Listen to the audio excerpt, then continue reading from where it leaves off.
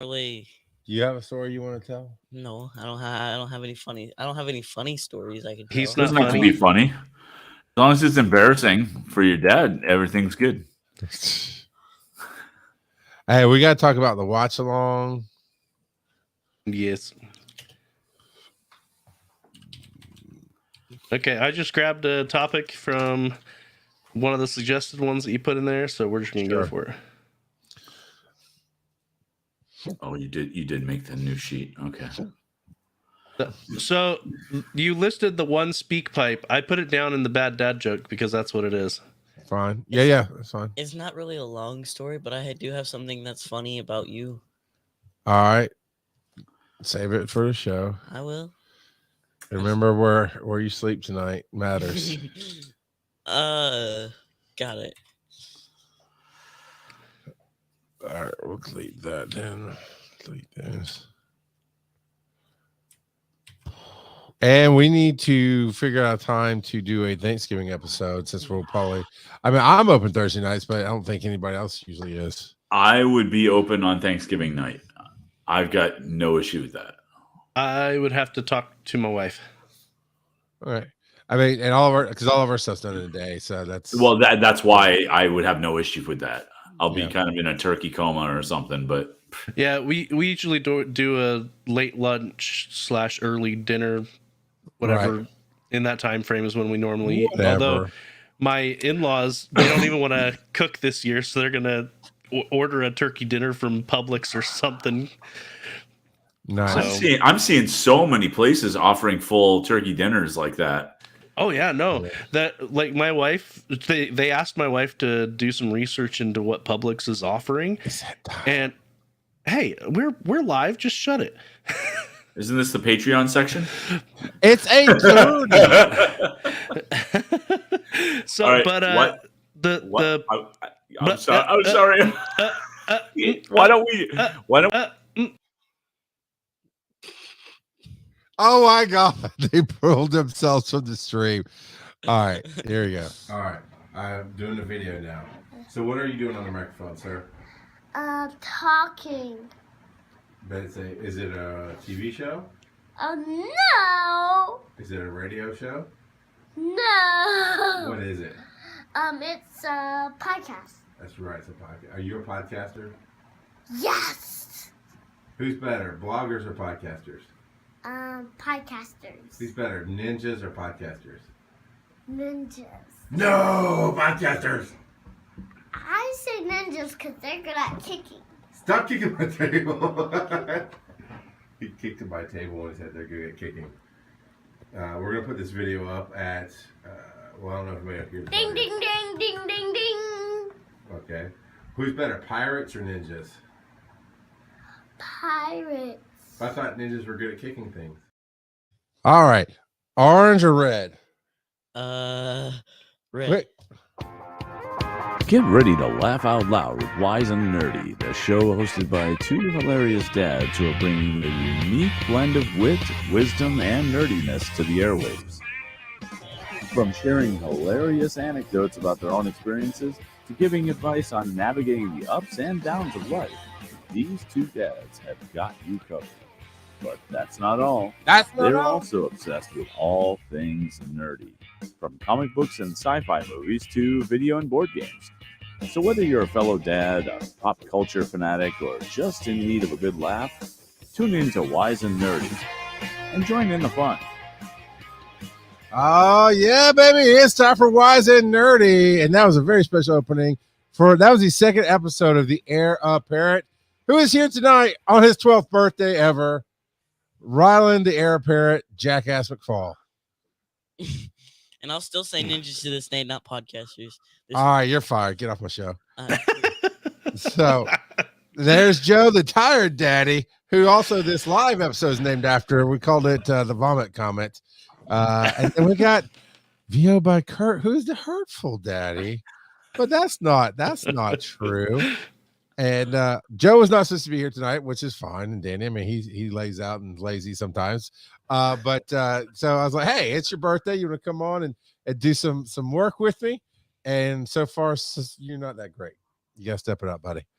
So how you guys doing tonight? Great. It's been a day. That's not helpful, Kurt. Tell us about your day, Joe, before we get to that question of the week. Well, my day started at 12:05 a.m. when my wife poked me and said, "Get up, I need your help." Oh, Because that. yeah, I was startled. Like I was like, "Oh!" And so yeah, she startled me, waking me up, and my two older boys both got a stomach bug, which we figured it was coming. We just weren't sure the timing on it because It's always midnight or 2 a.m. Yeah. Well, on Monday, my wife took the kids to a field trip to a boat, a ship. I guess it was supposed to be a replica of one of Christopher Columbus's ones. So for their history portion of their class or whatever, she went with her homeschool group, and later that evening, my 4-year-old got the bug, and so she sent out a message to all of her homeschool group. They're like, yeah, just so you know, my son has this bug. He wasn't showing symptoms before the field trip, but just figured it should be on your radar. And like he shouldn't have licked the rails of the ship, dude. So there were 4 parents in their group, and I don't know how many kids between them, but 3 out of the 4 parents were like, yeah, no, we've already got symptoms. So, yeah, there really are no symptoms to the kid because I don't feel like, yep, that's pretty much what it was. So it seemed like of those 3 parents, about half the kids had come down with it that night. And so, yeah, my morning from about 12:05 until about 7:30 was getting up every couple of hours to help clean up after someone who didn't quite make it to a trash can or the toilet, and did 4 loads of laundry. And so, Joe, at the risk of starting some marital disputes here, when you're having to roll out some code and you get that 12:05 in the morning message saying, "Hey, there's a problem with the code. Go to your computer." Do you go and go, "Hey, babe, I need your help. Come help me fix up this code"? No. So don't give me this crap that moms are better than dads. You still went to work today. My wife also doesn't come down to me and say, "Hey, can you help me homeschool the kids?" Like, you should. You're smart. How are you not educating your kids? You're a bad dad. So I do informal teaching. She does their formal teaching. And so, yeah, that is a false equivalency if I've ever heard one. No. I'm sorry. Did you get up and work all day? Did you slave daddy? Wait, that's not a good name. That didn't come out right. I'm sorry. Her job is way harder than me. Her employees are way more obstinate than my coworkers. Oh, Kelsey, I call hogwash. Hogwash. No, that's not what we wanted to hear. Question of the week. All right, question of the week. In honor of Should you always have a bucket by your bed? Yes. Right. Yes. And you know what? I literally did drills with all of my kids. After the first time they ever got sick and it surprised them, we did drills of run to the bathroom. And the moment I hear that door of my bedroom open and they say, "Dad's," like, "Run." I just yell at them and they go to the bathroom. Like, don't come in here and say daddy or mommy because you're going to get all over the carpet. Go to the bathroom. We'll hear you puking and we'll come pat your head, baby. It's okay. Yeah, they both have, even though they share a room, they both have a dedicated trash can upstairs with them right now.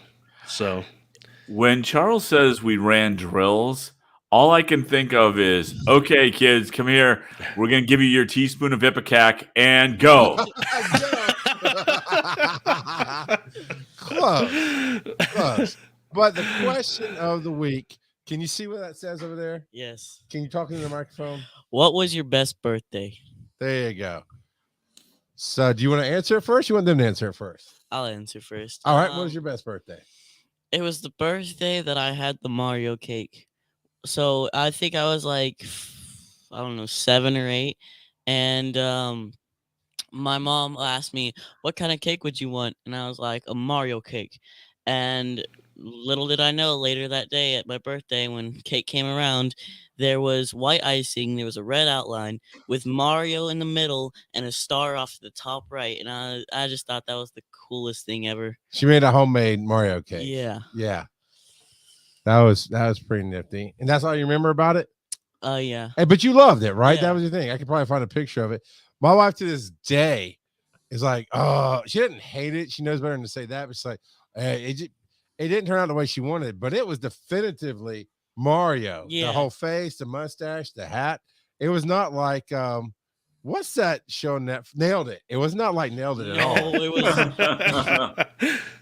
But she acts like it was. She definitely nailed it, but not the show. Yeah, I mean, it was. You're right. It was spot on. What about you, old man, Kurt? This is gonna sound crazy, but I think the one that comes to memory is actually my birthday from this year. Okay. Because it's the only one I can remember. No. Well, sort of, but not exactly. So, because this year for my birthday, my granddaughter recorded a video, and she's 3. She recorded a video that basically said, "Happy birthday, Grandpa!" And and what was really cool was she realized she said it too loudly, and then she repeated herself whispering it on camera, and then walked towards the camera and said, "Let me see." And and all of that's in the video, and I love it. And I recorded a response exactly the same, only thanking her for her video. But and you did it loud and you whispered and I said, "Let me see," and I walked towards the camera. Yeah. I recorded something for her birthday today because today is her birthday. Okay. I'll share a birthday. Yeah. And did exactly the same thing. Like so I'm gonna keep kind of doing that for her birthday. Otherwise, the only other notable one is my actual birthday because the world finally got me.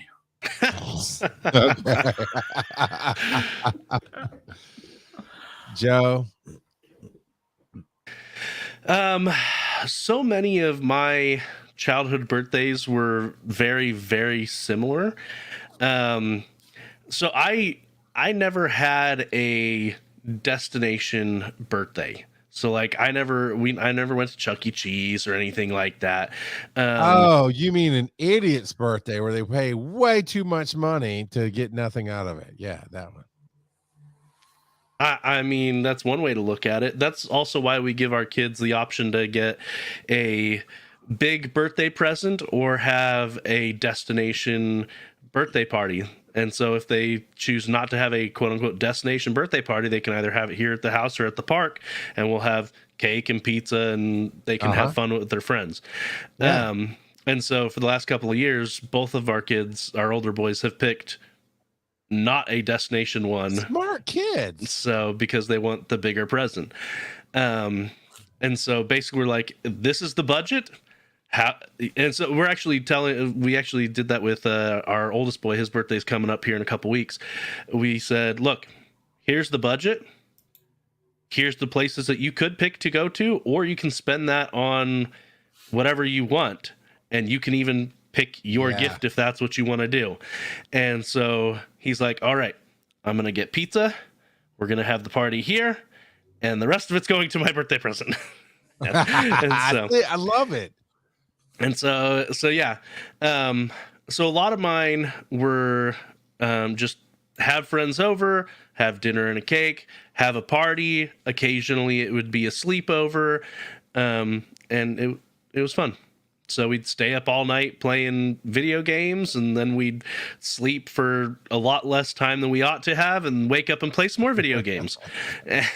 And so that's what a lot of my birthdays were. Though the one that was the most different, I guess, is my 6th birthday. We had planned a trip out to Pennsylvania. At the time we were living in Washington. We out to Pennsylvania to visit my dad's family out there. So I know you don't listen to the show, Riley. This is a trip that they threw a bobcat in the back of the car, duct tape, buckets or butts. They didn't have to stop to pee. And drove from one coast to the other in like 6 days. Not quite. That was about 5 years later. 4 years later.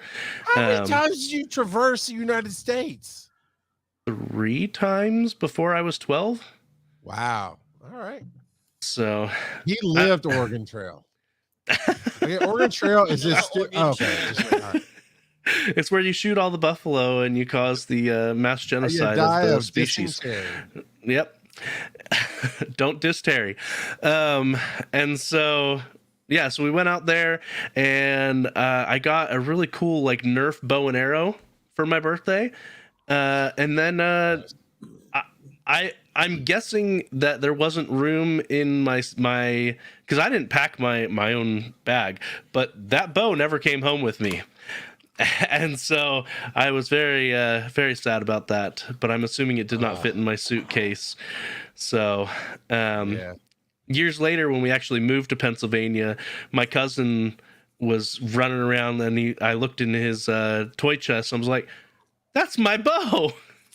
So, it was pretty beat up at that point, but yeah, that sounds like a sad birthday story. But it was fun because I got to spend it with people that I didn't normally see, and so like I had a Ninja Turtle cake and I had a whole bunch of family over, and it was fun. Kurt, I love how he says he never had a destination birthday. He didn't go to Chuck E. Cheese, but he traversed all of the states to get to the other coast to go have an adventure with his cousins and shoot Nerfs. Yep. At my grandpa's house. Sounds like a destination birthday to me. Right? Now, I'll tell you, my first birthday party ever was when I was 6. And that was because my mom and my dad, I guess, but my mom tells the story, they decided to not give me a birthday until I figured out what birthdays were. And I mean, like, we're not going to tell him. Let's see what he asks. I don't know if they maybe did like a little just family thing, but we went to a friend's house somewhere and they had a birthday party. Then I was like, what is this? People show up, you get cake and ice cream and pizza, and they bring you toys? And then all of a sudden I had to have a birthday party. There's presents everywhere. What's this? Come on, Kurt. Are you going to give him the golden ticket on that, Kurt? Is he going to Hollywood? A little pitchy dog. Yes, that's the one I was hoping for. Thank you so much. I love it. Don't go to sleep. All right, so what I had the option of a destination birthday at some point, because as a kid but my parents did what you did, is hey, we can do that. I mean, and you. As a parent, I look at what you don't get for the money. It's insanely expensive to go to Chuck E. Cheese or to McDonald's, and to know that we could have done so much more for the kid, and they want this clown or this rat instead of actual quality. I don't think we've ever done a birthday party like that for you guys. No, I can't talk about Oakland and Crosby because I haven't lived as long as they have, but I can definitely say me and Zoe have not had a destination birthday. Yeah, no, they didn't either. I think we did one, maybe two. We did one to a bowling alley because at the time that my son turned 1, I was bowling in leagues, and he loved. What's that? No, Kurt couldn't skip practice. He just brought his kid along and called it a birthday party. What's your best bowling score? 273. Nice, very nice. I mean, ask me what mine is. Did you break 100, Charles? Yes, barely. I've only broken 200 once. So and again, it was a company team. A story for another time. Sure. But we did the bowling alley thing because my kid would come even at 1, and he would just love hanging out there. And so because I bowled in a league at that alley, they allowed you to practice for free throughout the week, and so my kid would go with me, and so he wanted to go and bowl and put the bumpers up and just invited a few of his friends and just bowled all afternoon. And we got some pizza That's and stuff awesome. like that. Sure. I think the only other one was like there's a local arcade in town, and we had one of the birthday parties there. But otherwise, yeah, not a whole lot of that kind of thing, and really not big parties with a bunch of kids either. Like just a couple of close friends and whatnot. What I don't understand, my granddaughter. Like we've had her birthday party. I don't understand her either. Well, we've had her birthday party here at our house every year since she was born. So 3 parties, got it. Yep. The 4th one's coming up on Sunday. And the first birthday party, apparently now one of the things you do is you buy a smash cake. Yeah, baby. Mm-hmm. Yeah. That seems Very insane to me. And right on the level of a gender reveal party. It's I think it's insane. So I'll tell you for my kids. I'll get to my best birthday at some point, I promise. Yeah. But for all of ours, now see, here's the thing. Use the word buy. We don't do that. We make cakes. It's a lot cheaper. But my wife made like an extra large cupcake, basically, and so let them grab and feed and that kind of thing, right? Yep. And what's funny is every kid had a different personality, and I don't remember what all of you did. I think you liked it. Zoe, like she got a taste, and she went face first into it to chow down. Oakland, my oldest, he put his hand in it and then stuck his hands out and held them up for us to clean. He didn't even taste it. We had to get a fork and help him. I don't honestly remember what you did, but that's what we did. So what makes it? I mean, what did she do with it? So here's the thing. I wasn't in charge of the cake. So like my in-laws bought like the regular cake and the smash cake. Sure. So they covered the floor in plastic tarp, basically. Put the kid on the floor, put the smash cake in front of the kid, and at which point she all but ignored it. She wanted nothing to do with it, to the point where my in-laws kind of forced the issue, like sat down next to her and like put her hands in the cake. I get you. And I'm like going, this isn't working the way you want it to go. And like, but you have to force it for the picture now. Oh my God, I hate that. Now I see what you hated about it, Kurt. Absolutely. Yes. With ours, it was very much, we went outside in the backyard. Fortunately, our kids are all born in decent weather, 2 in the spring, 2 in the fall. And we went to the backyard, so you don't have to worry about the mess.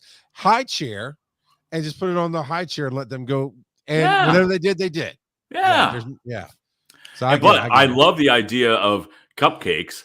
Like in my mind, I would have said, oh, wait, why don't we just get a ton of cupcakes for everybody? Everybody, exactly. And so there is no one big cake. There's just a bunch of cupcakes. And so if there's extras, easy enough to dole out and get rid of. And yeah, we've done that several times. Like for one of them, I think it was my middle child, for his 3rd birthday, my wife laid out a whole bunch of cupcakes in the shape of a 3. Like easy peasy. Brilliant. And a lot easier to deal with, right? I mean, Yeah. Pull apart cakes are basically that. It looks like a cake, but it's actually a bunch of cupcakes where the icing kind of connects them. So when you pull the cake out, pulls apart, it does. Like the monkey bread of birthday cakes. I find more and more people who understand what monkey bread is, and I love that fact. I like monkey bread. Bread was like a week great. ago when I went to camp. Yeah, when you went to camp.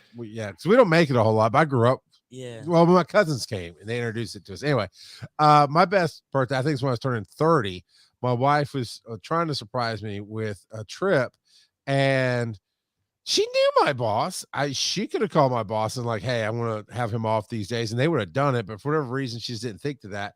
So the surprise was only slightly ruined by the fact that she got really a last minute deal at the Hard Rock Casino in Biloxi, and knew it always wanted to stay at the Hard Rock. We both love Biloxi, and we took a 2-night, 3-day trip that I was able to ask off fairly quickly. Of course, my boss was cool and like, yeah, of course, go. And that was a lot of fun. It was like the Hard Rock at the time was fairly new in Biloxi, and it felt like, for me at least, one of a high-end hotel, Right. I mean, Crystal Harbor is purples and all this rock colors and all this. And then the bathroom was all set up nice. And I'm talking about like double showers and, it's not a Holiday Inn, people, but it was really cool. We went and gambled for a little bit and it was a lot of fun there. So I heard Joe's getting antsy. I already heard some dice roll. Roll that dice. It's true. Dice. I dropped the dice. Oh, it's your favorite one, Charles. Number 6. Yeah, it means nothing to you. Dad joke. All right. So for the last however many weeks, for the last like dozen weeks, it feels like he's been reading off your stupid list that you gave him Joe. when you were here, when he was here. I think we read the last one last week, didn't we? No, I've still got a couple more, but we have a Speakpipe that's a bad dad joke. All right, I got that set up, ready to go. So I guess we're not flipping the coin tonight. It's okay, it's fine. Not tonight. Why can't you hear it? Are we good, Joe? You didn't like the idea anyway. Why are you complaining? No. For non-patrons, if you want to really hear what I had to say, patreon.com/wise_and_nerdy, wise_and_nerdy. Because it was not that I didn't like it. It just was proposed as a thing that would be better than a bad dad joke, and it was equal to, not better. So here goes the finger. I'm hitting the button. We ready? Here goes. Why can't you hear a pterodactyl use the bathroom? Because the P is silent. Oh no. No. See, they even made the kid like, oh. I like it. No. I like it. No. Oh no. Roll the dice. Although it's not quite a bad dad joke. It's a bad kid joke. Here, roll the dice. Tell Joe what number it is. No, roll again. No doubles. Roll again. 1. What are you nerding out about now? What are we nerding out about now? We've got Dr. Okay, that's not the one thing. I was thinking of Dr. Sleep. Like, no, I know. I'm sorry, you do like horror films, but that's not what this is. Dr. Stone is, I'm assuming, an anime. It certainly is. So the new season is airing right now, and it is an awesome anime. So the premise of the anime is this green beam goes around the entire world and petrifies every human being, turns them into stone. And the main character is this crazy genius scientist teenager. And so the entire time they're in stone, he's conscious and counting how long it's been. So when his stone covering finally cracks, Well, this is a horror movie. Got it. And he emerges, he knows that it's been like 3,000 years or whatever. And so his goal is to bring back science and inventions to this basically wild world. Stone Age world. Yeah, Dr. Stone. Now, actually, Dr. Stone, you find out in the first couple of episodes is a reference to soap, but so he calls it Dr. Stone because soap can prevent so many diseases. So he just nicknames his soap Dr. Stone, and so that's one of the first inventions that he does to prevent them from getting sick. Anyway. Kurt's just like, what? It's probably a lost in translation thing. I mean, maybe, but Soapstone, maybe. That's kind of where I was going. That's literally the only time it says Dr. Stone in the entire thing, and he's talking about soap. Anyway, and so it's very interesting because it goes in and gives you a high-level overview of all the different science that he's doing and gives good explanations. I mean, high level, so not like step by step, but there have been scientists that have commented on the accuracy and how pretty much all of the science that they're doing and the explanations that they give are accurate and possible. And so it's very fun and very interesting, and they do run into some inhabitants that that are descendants of people who weren't petrified. I'm not going to spoil where those people came from, but yeah, it's a really good anime. There are definitely some over the top characters, so Kurt might not like it, but other than that, it's really good. It's anime. Yep, it sure is. So you see how this works. We're talking about something that we just find fun and enjoyable right now. So you need to get one in your head. I already have one. All right, cool. Kurt, what is you? And I do want you to talk about anything else that you are nerding out about. But what's your Demon Slayer update? Well, the nerding out about thing probably would have ended up with Demon Slayer anyway. Are you a so I'm in the middle of episode 25 of season that's 1. right at the end. Yeah, that is towards the end, where everybody is at the Harisha. Yep. Yeah, the heart. Yeah. And so I'm really no. Here's the thing. I'm enjoying it enough to keep it going because I find everybody, with the exception of Zenitsu and Inosuke, are really interesting characters, and I dare you sully the name of Inosuke. What is wrong with you? Do some push-ups. Charles, you're saying Inosuke isn't over the top? He's a shirtless guy with a boar head. He didn't say over the top first. He said everybody else is interesting. That's true. That's true. Because the over the top part, like Zenitsu is actually more interesting than Inosuke. So I'll even say that. So well, because Charles is just shaking his head. He took off his headphones taught and everything. himself beast breathing. So the issue is he taught himself how to breathe. The issue is that those two characters are so over the top, it gets in the way of their actual character development to me. Zenitsu, the reason I say Zenitsu is more interesting is because when Zenitsu goes all zen and into that trance where he becomes a just major bad dude, clean word. So he just, it's awesome. And I love that about him where he just like, but he's so over the top. Otherwise, I kind of hate that aspect of him. All the other characters, when they go a little over the top, it's for an emotional reason. It's for some legitimate reason. Inosuke and Zenitsu are just over the top for no reason whatsoever, and it drives me crazy. By the way, it's King Inosuke. King Inosuke. All right, you get that right. You get it right. Secondly, he is the top. He never goes over the top. He is always there, working out, ready to go. Keeping people motivated. Actually, there was a scene. There was a scene where that was not the case. And the reason I remember that is because it was the one scene where he was not over the top. And it was like he thought that maybe he overextended himself and said, oh, have I finally met my match? And not. And it was when they were dealing with the spider people. I can't remember the terms and names for everybody, but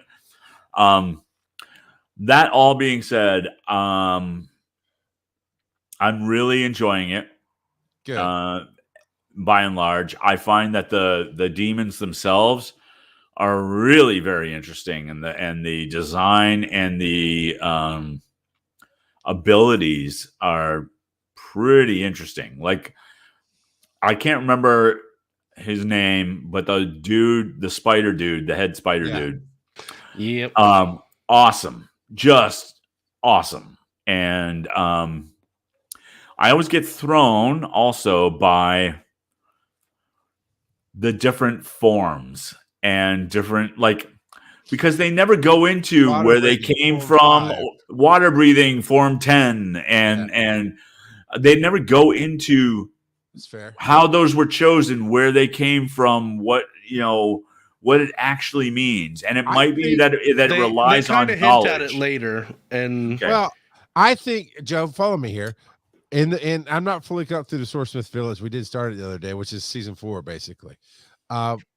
I think it's lost knowledge to a point, because there's something they do come across a little bit later that explains where all the forms originate. Like all of them originate from one form, but that's about as far as it gets. And I won't spoil it. I don't let you get the rest of it, but they don't really yet go into that. So I'm wondering if it's just not some in the history of the world, some lost knowledge, which actually just makes it easier on the writers, right? To not have to keep it straight. I will say the best thing that I saw so far, maybe not, but one of the top things, and it was most recent, Tanjiro's recollection of the training from his dad when he was fighting the spider guys. Yeah. And he just happened to tap into it. And it was like, oh, that's pretty darn cool. Just that untapped resource thing. the Kagura dance or whatever. Yeah.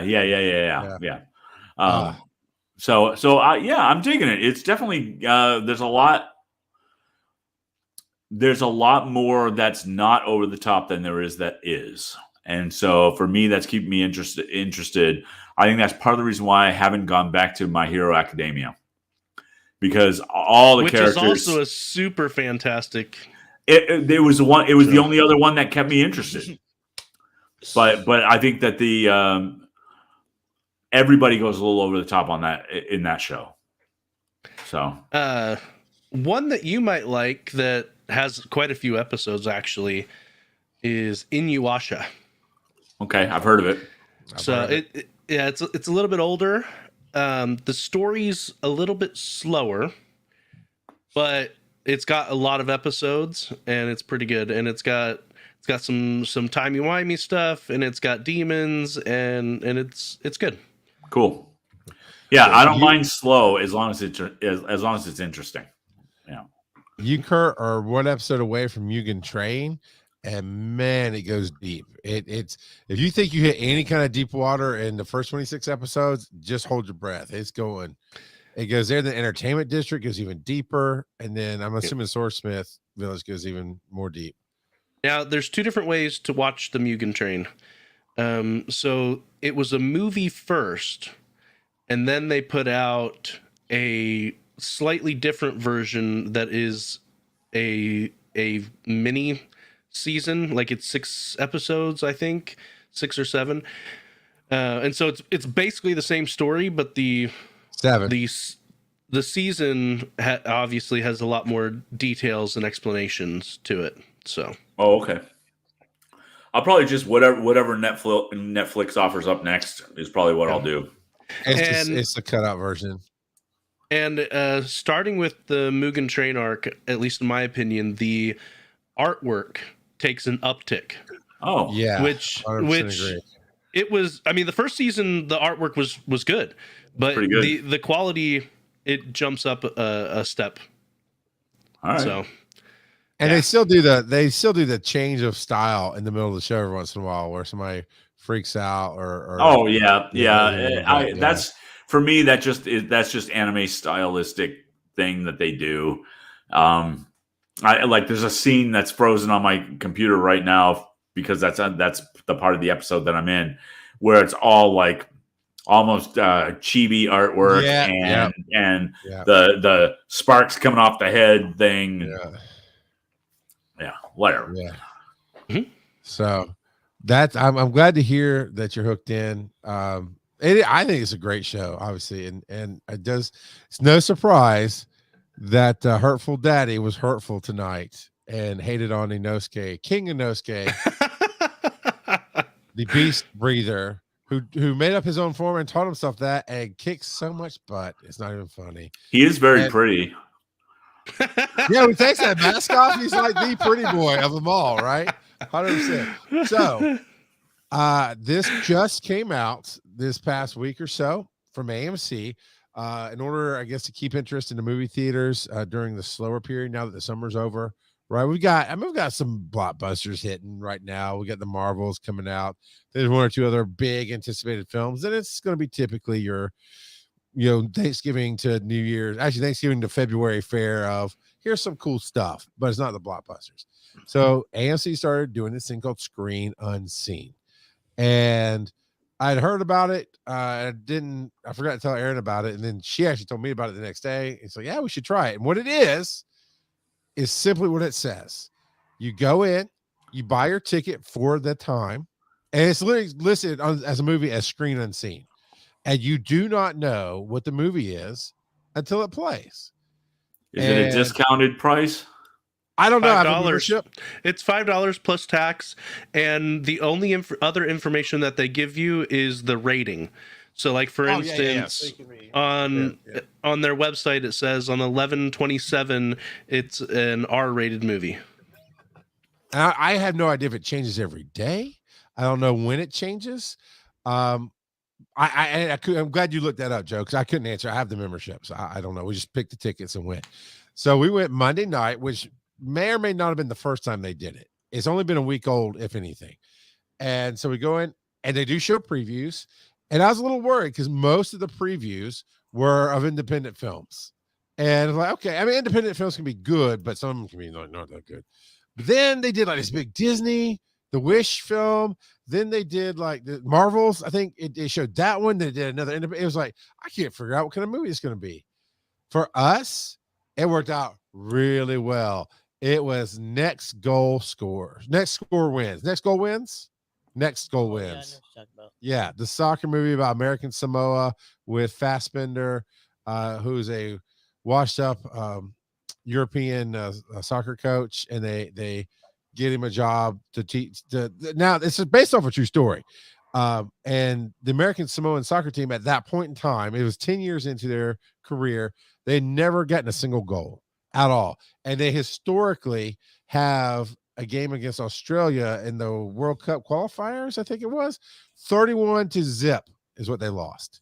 So, and Aaron and I were like, oh, cool. We wanted to see this film anyway. And so it worked out the first time in. It was very, but here was the worst part of Dragon Con. And both of you have been to Dragon Con, so you were late.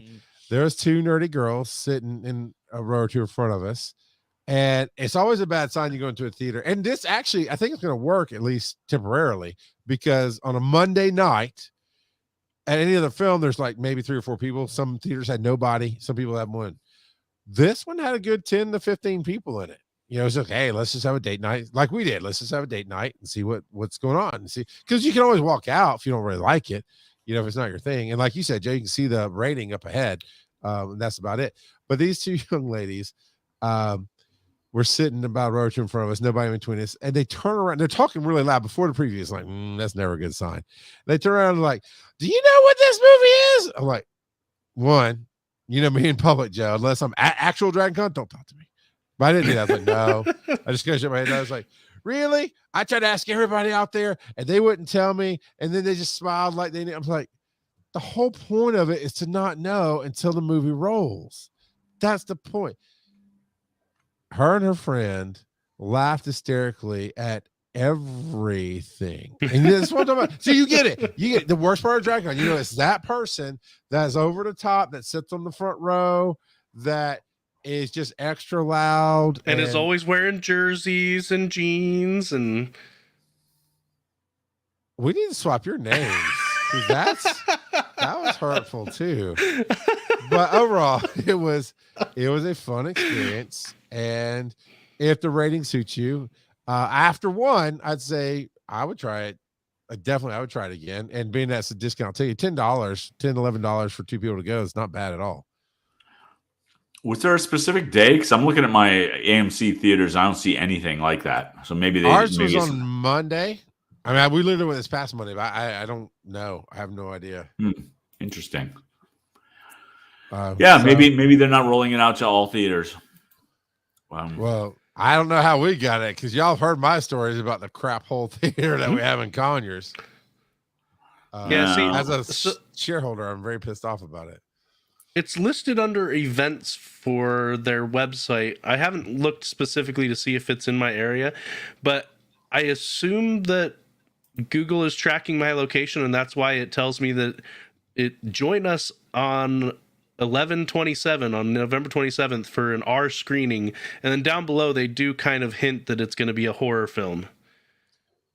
That's kind of what I was afraid of because it's October. I was like, I don't know the rules. Does it have to be something that's currently released, or can it be something that was not great to start with and they're trying to get more airtime? You know, because my wife actually looked at me. She's like, if it's My Big Fat Greek Wedding 3, we're walking out. Well, we'd already seen it too. It was the worst of My Big Fat Greek Weddings by far. But let's see. Let me see now. Let me go to my theater. So I have the app, right? I'm going to Showtimes for tonight. Of course, there's the Marvels. There's Taylor Swift, Five Nights at Freddy's, Killer Flower Moon, Journey to Bethlehem, Priscilla, Paw Patrol, The Exorcist, It's a Wonderful Knife, What Happens Later, After Death, Freelance, Saw 10, Persian Version, Tim Burton's Nightmare Before Christmas, Divinity, Gran Turismo. Yeah, there's no screen unseen today. Okay, real quick. So this is what I'm gonna nerd out about, but we're getting to that. I'm not now. I'm just saying we were finishing a specific show and we saw Five Nights at Freddy's on Peacock for free. Okay, that's what I was talking about. Yeah. Five Nights at Freddy's is in the theater still, but you can go see it on Peacock if you have that. Yep. So yeah, I don't know, Kurt. It's not listed today, so I don't know if it's gonna be certain days of the week. If it's just randomly keep my eye open up. Yeah. Yeah, I would take that chance for $5 or $10. Absolutely. I suspect that theater viewerships have not rebounded as much as they were hoping since COVID, to be completely blunt. Because they went back to pre-COVID crap. If it's not a blockbuster, it's almost not worth going the way it's done. You need to make things events. Our theater needs to be upgraded. We don't have nice seats. We don't have nice floors. We barely have clean carpets. You know, we have some nice people. There's some good people that work here in my theater for sure. Super polite, really willing to help you. But yeah, it's not an event, and you don't release everything to the theater. And it's not only that, but with how many streaming services are offering just to pay and watch it at home, people are like, they're like you, Charles. They're like, I don't want to see people. So, so they stay on their couch, and if they want to see it before it comes to their streaming service for free, they just pony up the money and watch it at home. Yeah. I mean, I think Kurt said it in the past, and I agreed. Like the big blockbuster stuff, the Marvel movies, the sci-fi film, the big productions deserve to be seen in the film. It's an experience, right? Not even the big special effects one, but like I hear great things about Killers of a Flower Moon.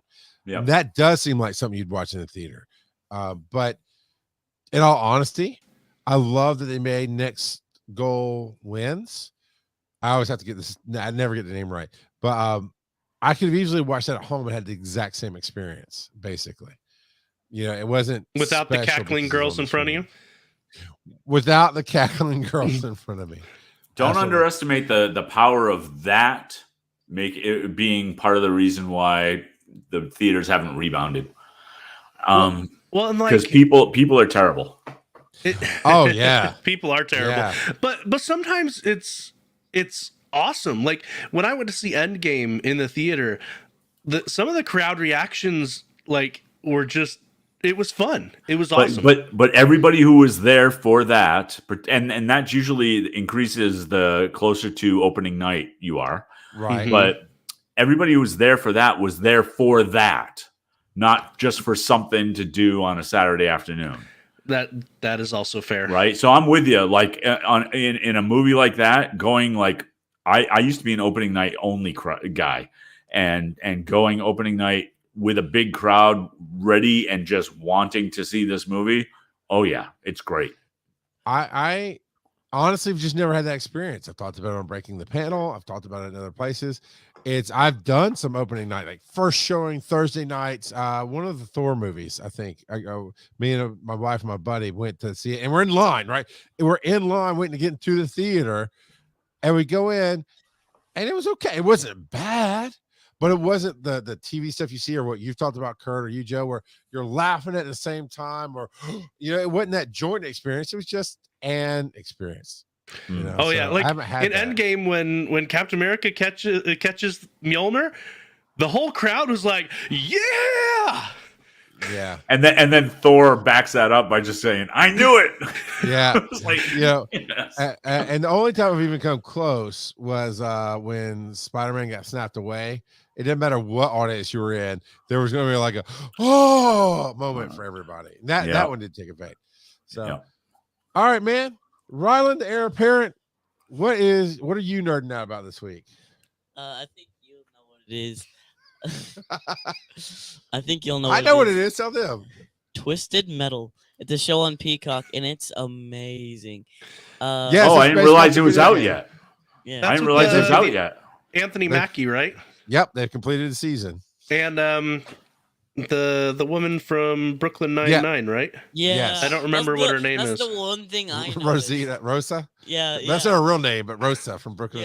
Yeah, that's the one thing I noticed. And so I originally found out about it by playing VR, coming to plug it in, looking at the TV, seeing what you were watching, and saw God started it. and saw Sweet Tooth on the stage with a quiet girl in the cage and John looking at the show.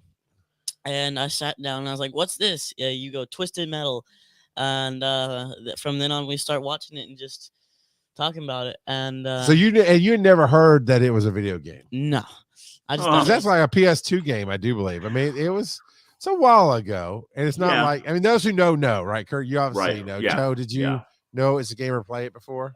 Oh yeah. Okay. It wasn't just a PS2 game; it was a PlayStation game.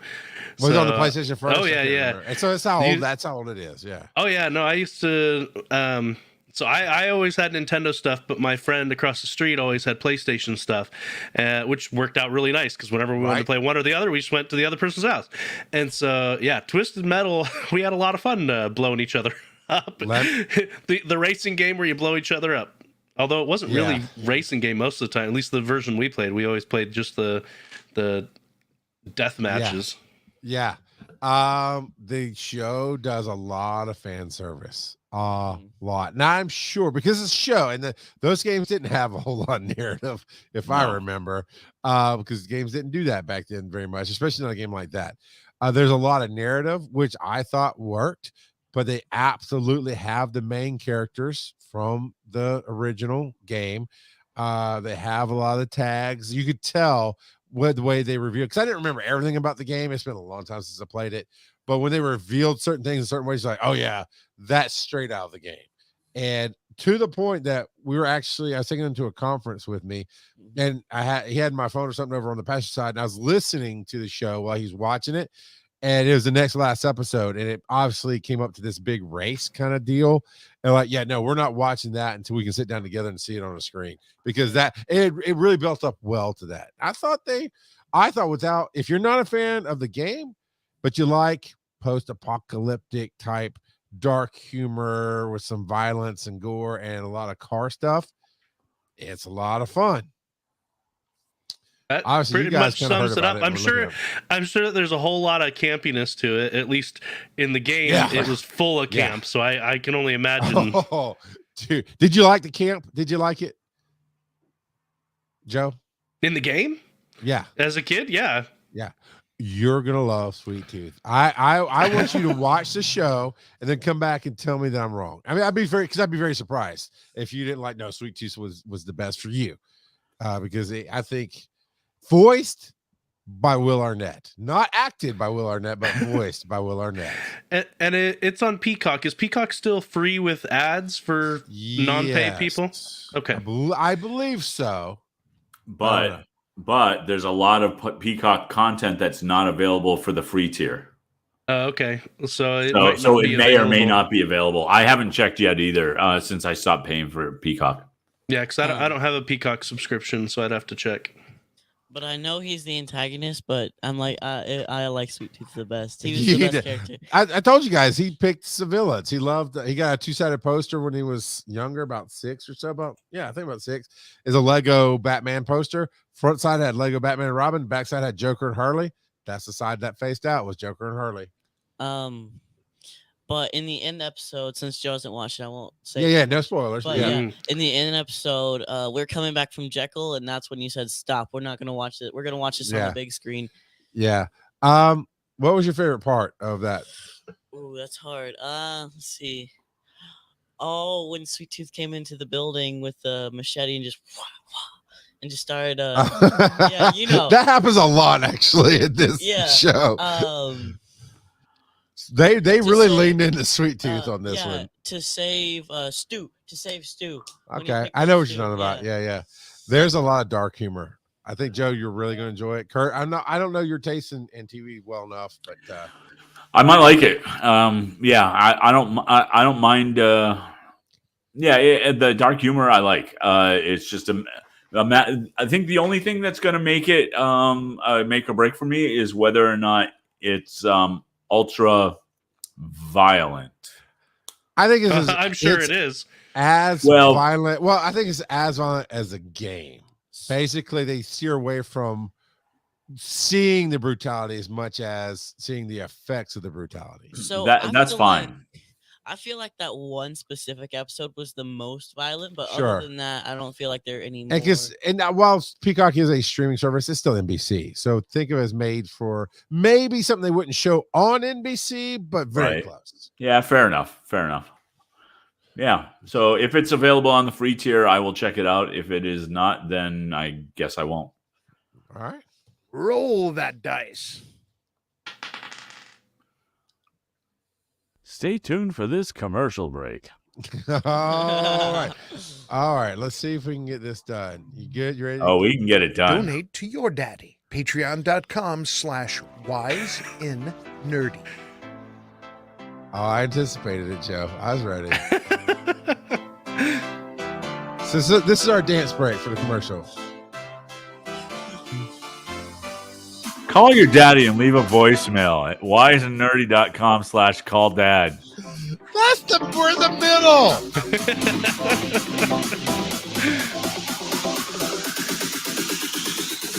I can be a DJ. Look. Where's my glow stick?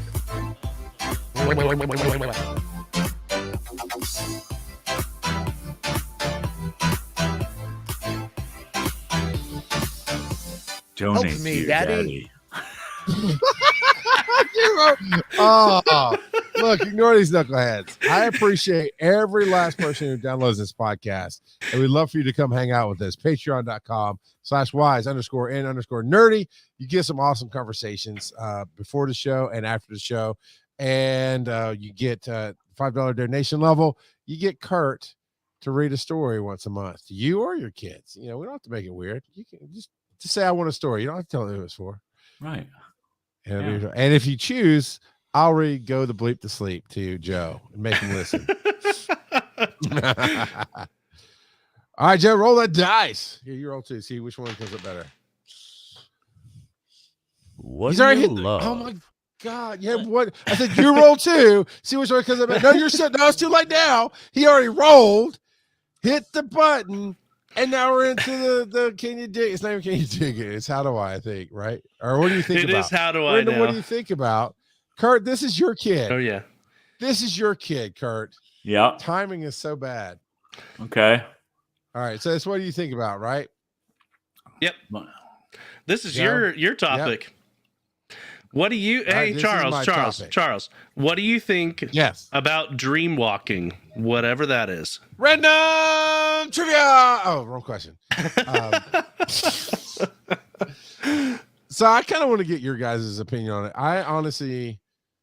I'm not 100% sure what I believe on it. Everything is kind of a figuring it out thought process, but I've definitely had some dreams that were not lucid, right? It's not like I controlled them or whatever, but it was very much, it felt like a different kind of reality, right? Not like, oh, I dream stuff up. You see purple monsters, like, no, and there's certain, it only happens, and every time after I have this type of dream, I wake up a certain way, like I'm extra groggy. It felt like I came through.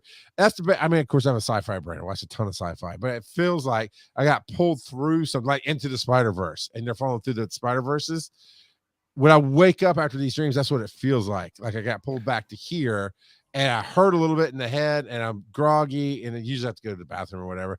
And it's not like any other normal night when I wake up to go pee like an old man.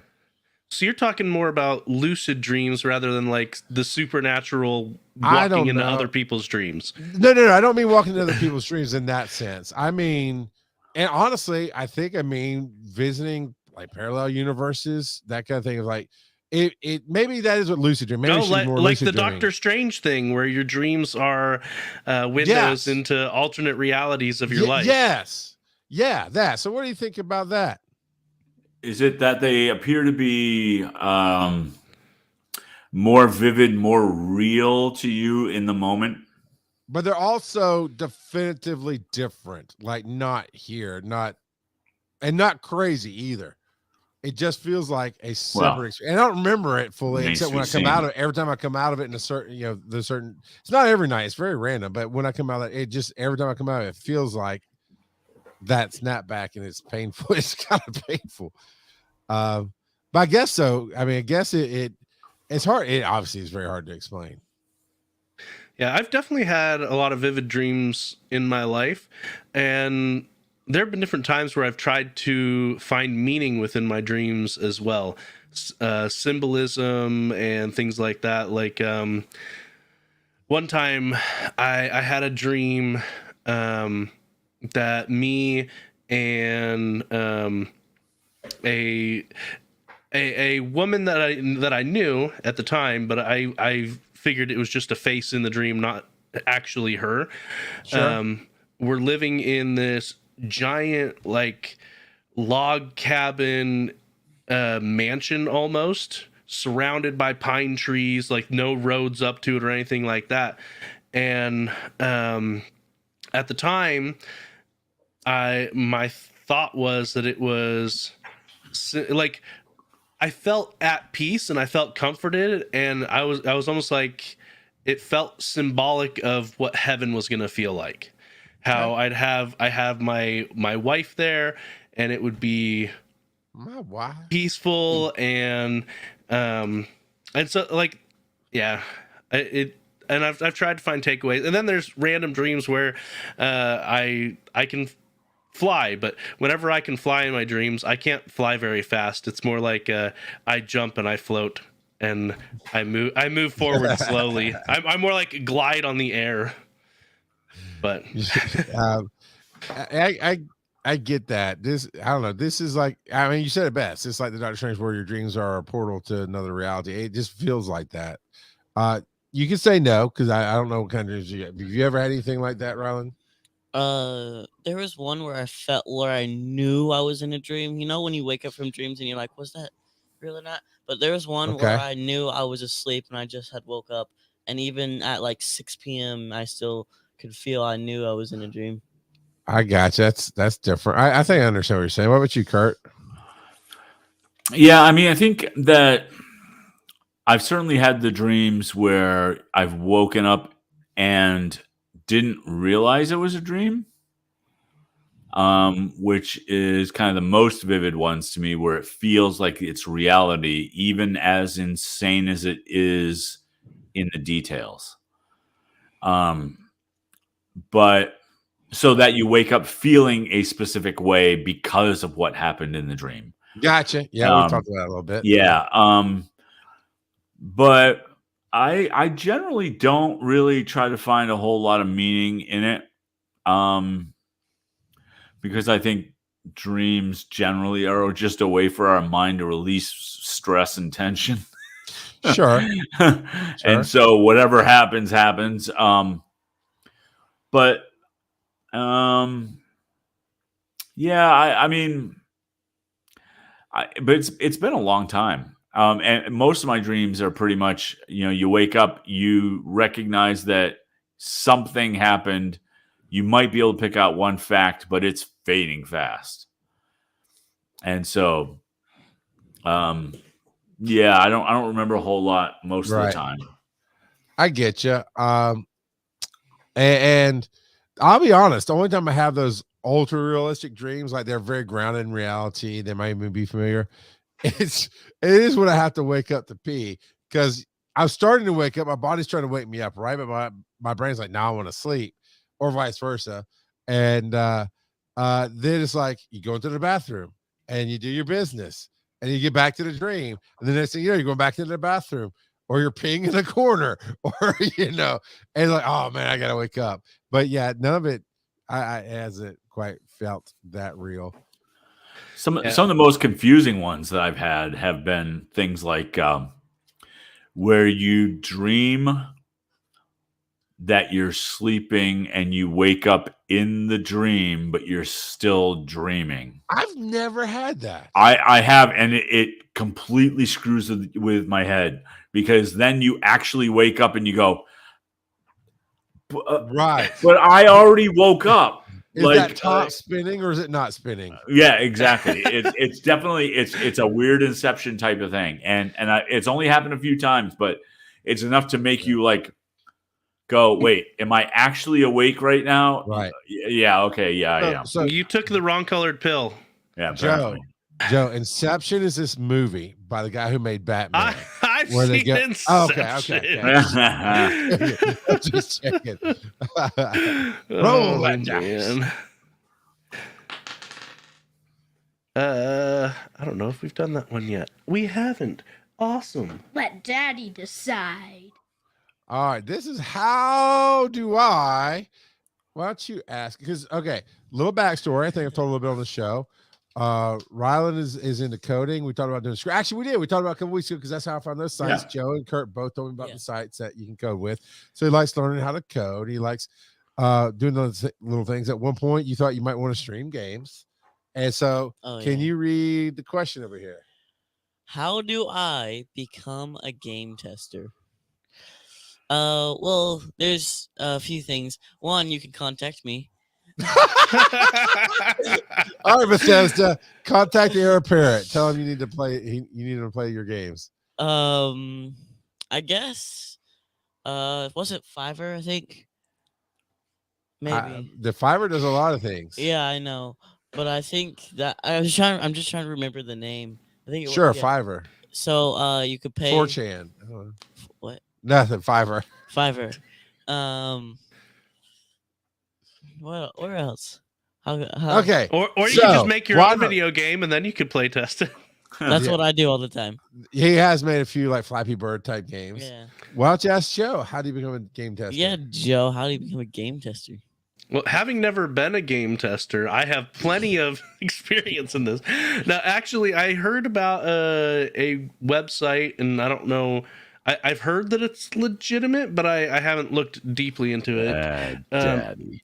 Called Playtest Cloud, where you can sign up to playtest stuff, and they'll pay you for it. However, how frequently you get picked up is another story. But I've heard that you can sign up, you can play test, but I've also heard that if you don't get right on it when they say, hey, we need some testers, then they'll already have met their quota for the number of testers that they need within an hour or two. So, take that with a grain of salt and do your own research. But yeah, Playtest Cloud is what I've heard of as a way to become a video game tester. So ask me how to become a video game tester. Joe, ask me. How do you become a video game tester? I would call my good buddy Kurt Botain to see about how he got to become a game tester when he was young. Yeah, so how I did it and how you do it now are very, very different. How I did it when I started doing the game testing thing, it was very, very nichey. There was like most people didn't own a computer. Most people were barely playing video games. And literally, I got my first job by seeing an ad in the newspaper. Now, the newspaper is this actually. Shut up. That's exactly where I was going with that too. Yeah. And there was an ad. And what was funny is I was actually reading a computer gaming magazine with a buddy of mine. And one of the companies that we really enjoyed was called Origin. And they did role-playing games back in the 80s and 90s. And in the back of the magazine was a full page ad for their latest game. And at the bottom, they had the address of the company, and it was in the town that I lived in. And I went, well, that's weird. Maybe I should call them and see if they need any testers. And then the next day in the newspaper, there was an ad literally for that company to hire a tester. And so I said, well, I gotta call them. I gotta, and did How that. old were you at the time? I was 19. All right, that's good timing. Right at the right age of jumping in. Yep, and I was their first full-time tester. So I'm just very curious. How did that interview go? So, do you play games? You're hired. Yeah, well, it was some of that. Like, what do you own for a computer? Like, what kind of games do you play? And I even at 19, I was savvy enough to go, well, the games that I played are like the game that you guys just released last year, and looking forward to the sequel, which I knew. I did some research, right? But I also really liked, right? But I also really liked their games and really wanted to work there anyway. So I went there and literally had the interview, and they talked about like, what kind of games do you play? Do you do this? Do you do this? What are your other hobbies? And, I read comics and I played D&D, and, it all kind of lent itself into it. And it really was pretty straightforward because, again, guys like me were fairly rare back then. Now, not even close. Right. Like nowadays, you pretty much have to have a degree. And if it's in the game industry, that's even better. But more than that, what I would do is like, what kind of games do you like? Oh, okay. I'm not asking. I have a job. I don't need to be a game tester. Right. Let's see. I mostly like puzzle games, but also adventure games like Zelda. Okay. And all right. So cool. So what you figure out who are some of the companies that you really enjoy playing their games and the types of games that you have more experience in, and then you contact them and go, hey, do you have a beta test program? And then when you'll get turned down by a whole bunch of people, but you'll get accepted by some. When you get accepted, you treat that as if it's a job. Because it is a job. Because the reason is everybody gets put on the external beta test or the public beta test thing. Sure. How many people provide actual useful feedback? Very, very few. Like a really tiny percentage. So that was what I was going to ask you to help clarify. Is it simply just, I like games, and then you play it and like, this piece of trash is broken? Or how do you actually? I've heard you need to maybe take some communication classes, some writing classes. So what are they looking for in a good tester? So clear and concise communication. That's a big thing, and that's usually written because you usually have to submit bug reports. Passion for what you're doing, no question about it. And really, like, when you come up with something, let's say you find a bug, and that is like when you grab the key from the dragon, you get stuck in the wall. Well, they're going to want to know what part of the wall, where, how many screens were you in before you got there? What character are you playing? What kind of a key was it? What dragon was it? Were you on the border of the world? Like, there's all kinds of, the more detailed that you can be, the more useful you can be to the company, because they're putting it out there not just to have people play it and for marketing reasons. They're putting it out there because they want to see if things get broken.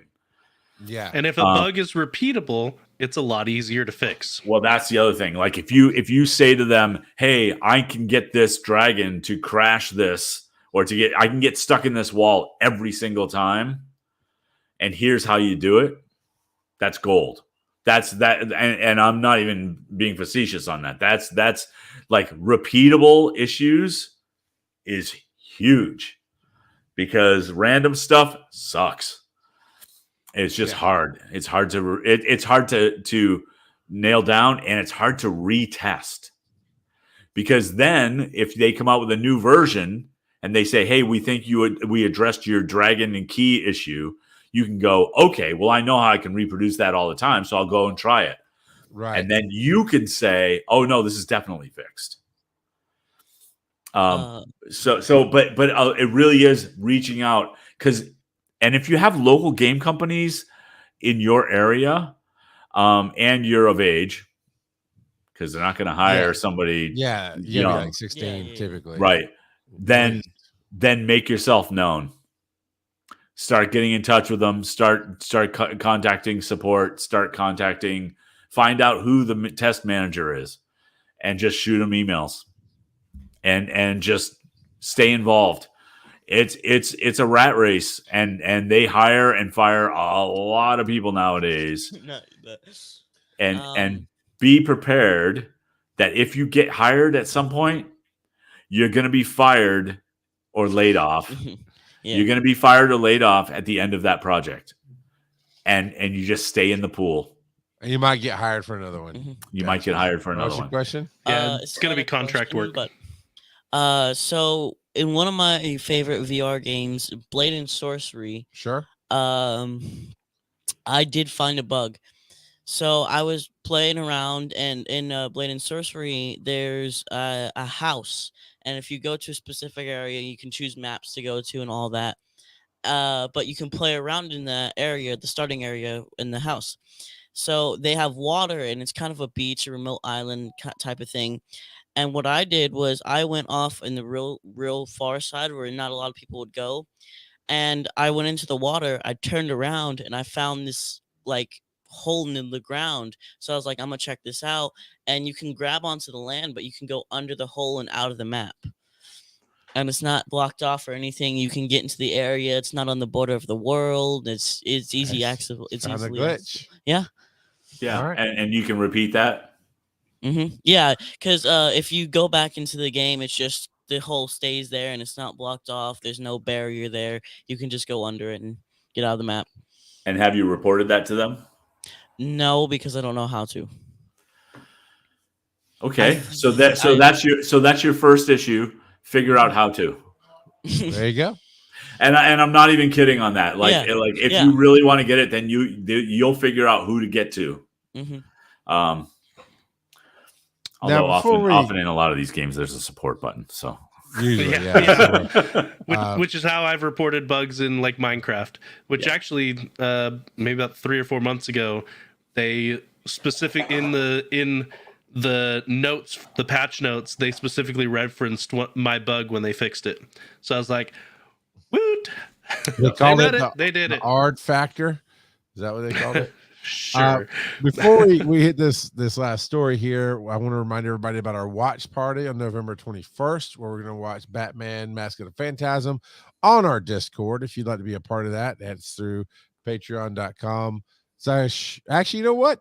Email us, wnnShow@gmail.com, and let us know you want to be part of the watch party. We'll give you temporary access to Discord and get you to watch with us. So we're gonna do that. By temporary access, it means permanent access, because we probably won't kick you. That's possible. That is possible. I know you can make a link that expires in a certain amount of time, but we'll figure our temporary whatever.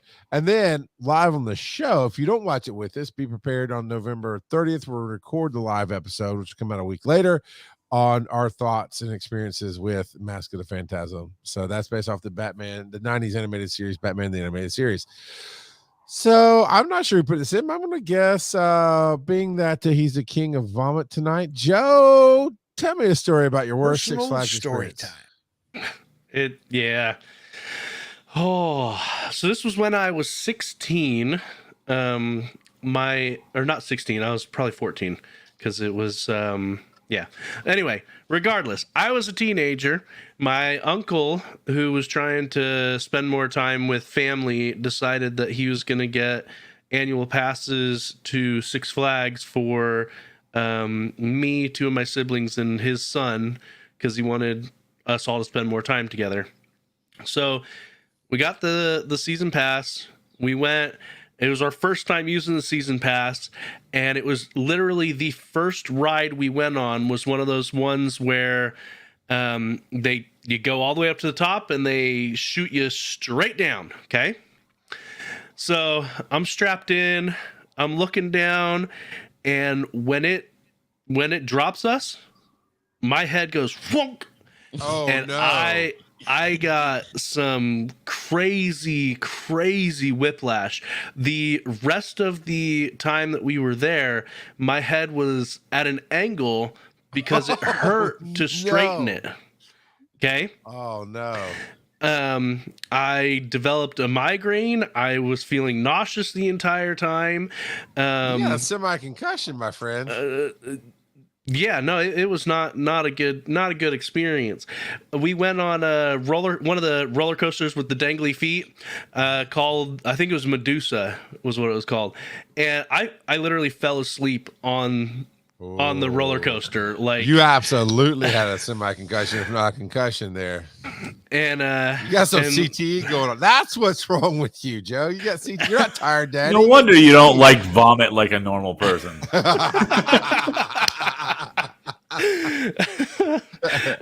But for the next 2 days, I couldn't keep my neck straight. Like I was in bed because it hurt to move. Like, yeah, it was not good at all. I'm kind of surprised my parents didn't take me to see a doctor or anything. Oh, no. Papa NASCAR would have just put you in a little headlock and tried to straighten it out for yourself. You're lucky he didn't see your neck sideways. Papa NASCAR would have just fixed it for you. Oh, man. But yeah, that was by far my worst experience at a Six Flags. Yeah. Yeah. So here's the medicine on that. You probably strained or pulled a muscle in your neck, which is why, it's over, because it hurt to straighten it up. Possibly, maybe how old were you?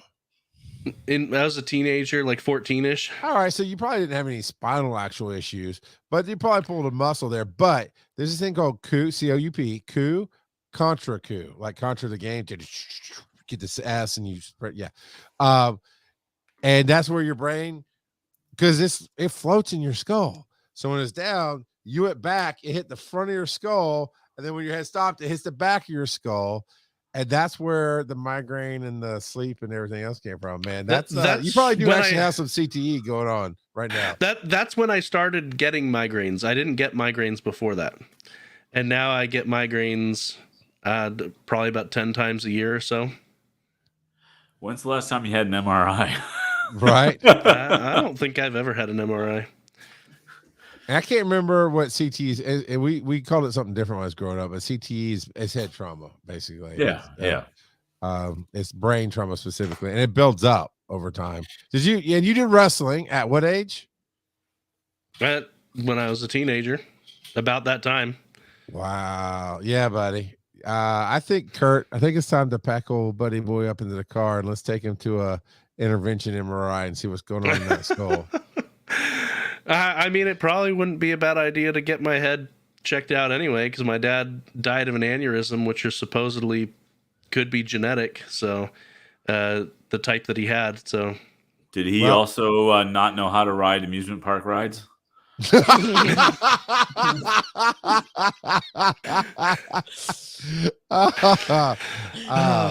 you know what? Here's the best advice I can give you, Joe.